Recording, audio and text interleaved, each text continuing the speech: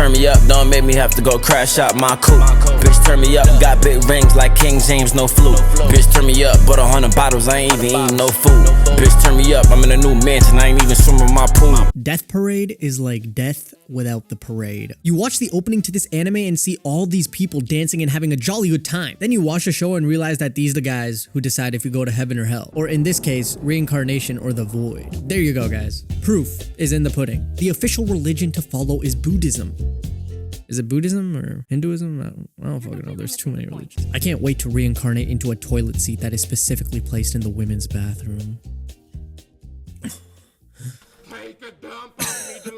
I'm going to hell. Decim is our main arbiter, or the guy who evaluates couples that die. He's pretty cute. Then we have this woman who wakes up one day and is told to be Decim's assistant on the 15th floor of this hotel thing, where two people are brought up in elevators. These two people have to play a game, and the stakes are their lives, is what Decim rage baits them with. The thing is, they're already dead. In actuality, the arbiter's job is to have these games bring out people's innermost demons and desires, so they can decide if they get reincarnated or go to the void. Basically, it's Squid Game without the squid. And the main issue of the show is to point out why this method doesn't work. Arbiters are not humans. They are supposed to be emotionless, like dolls, but for some reason in this anime, like every arbiter has emotions, so I don't know why they say that, but yeah. Technically, the only emotion they don't have is the emotion of sadness, or else it'd be like America's Got Talent when a contestant gives a sob story and gets the golden buzzer, sending everybody to reincarnation, and this show would just be boring as hell if all these guys had no emotion. But the whole woke atmosphere in this show revolves around how arbiters have no right to judge humans, as opposed to humans having no right to judge humans. What would you prefer?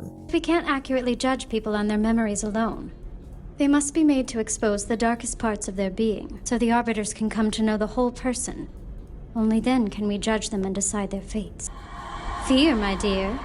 Does forcefully drawing out the worst in someone really decide if they go to heaven or hell? It's a really interesting concept and show in general. The couples who do leave the world of the living all lose their memories of their death for an easier rage bait experience, and throughout the game start regaining their lost memories from intense pain. Now that I say this definitely just torture, isn't it? Yeah. Anyways, I had a lot of fun watching this. In fact, if I die, I would love to visit the Quindecim bar. Like, that would be so lit. Having a sip and playing a game with Decim, that's so vibes. Except if you get paired with Ginty. Respectfully, I want to dislocate this man's jaw. But that does make him a good contrasting character. While Decim tries to understand human emotions and respects people who have lived a fulfilled life, Ginty here is the opposite and is a huge party pooper. Loves sending people to hell. And he's always angry. He's like season 1 Bakugo. But it shows the difference in playing the big God, because they are technically God in this sense. It's low-key RNG, isn't it? Heaven or hell is literally RNG, bro. We are so cool. Now, Decim isn't perfect. He has many flaws. He makes mistakes sometimes. More so that he's new in the biz. And a little spoiler, cover your ears for like 10 seconds if you don't want to listen. Had a little human emotion planted in him as an experiment by Nona, this lolly here, who is the manager of the arbiters. Throughout the show, this lady, whom I cannot name for legal reasons and spoilers, teaches Decim the art of human emotion little by little. And they make a really good pair. I loved watching these two just talking during episodes. Whenever Decim made a choice, she wouldn't be afraid to disagree and give her thoughts on the subject. And Decim openly listened and took those words to heart, like a good boy. Listen, Decim.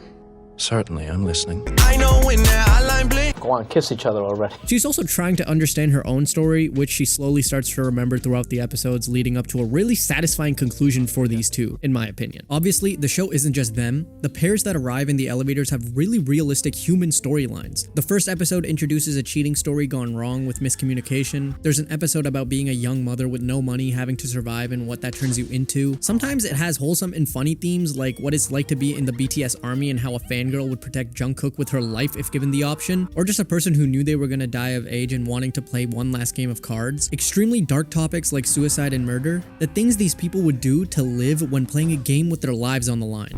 Yo, this is not a reference to the Blue Lock panel. I just realized this is basically the Blue Lock panel. It's not. It was just my script, okay? Oh my god. Fuck my creativity. And what they do after they've realized they're already dead. It's insanely realistic in that sense. I found myself relating to a lot of characters in this show and questioning so many rights and wrongs, and if they were really right or wrong. Who should be sent to heaven or hell? Well, I'm getting sent to neither, so... I thoroughly enjoyed this shit. 12 episodes of drama that keep you coming back for more. Created and directed by one of the greats, Yuzuru Tachikawa, who also directed the famous and widely known Decadence.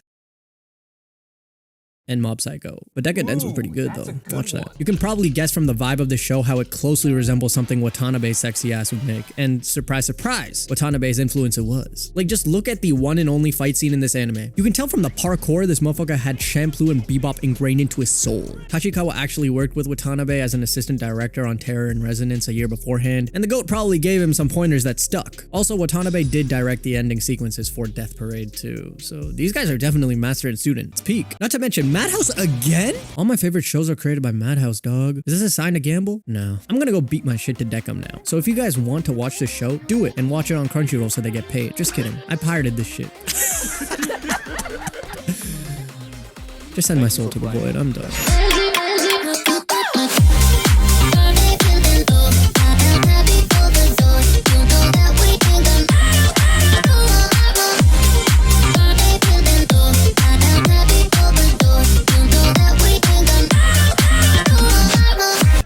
But I've got someone else who can take his place. Harada or this guy? Is that fucking Light Yagami? That's a Light Yagami, bro. Oh my god, Light Yagami's in this anime, man.